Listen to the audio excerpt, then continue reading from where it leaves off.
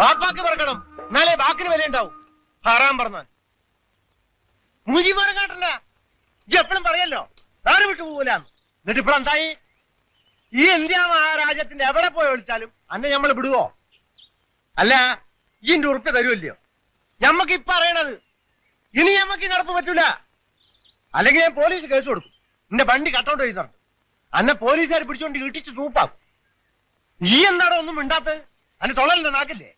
നിങ്ങൾ പറയാനുള്ളതൊക്കെ പറഞ്ഞു തീർക്ക്. എനിക്കിനും ഒറ്റ വാക്കും ഉണ്ടാവില്ല. അന്നെ ഞമ്മക്ക് വെറുതിരിക്കണം. നിങ്ങളെ പറ്റിച്ച് നാട് വിട്ട് പോകുന്നൊന്നും അല്ല ഞാൻ. ദേവി മരിച്ചറിഞ്ഞോ നിങ്ങള്? അതൊക്കെ നമ്മൾ അറിഞ്ഞിക്കണം. മനുഷ്യന്മാരെ മയ്യത്താവും. അതിപ്പോ ഒരു പുത്തരിയാ.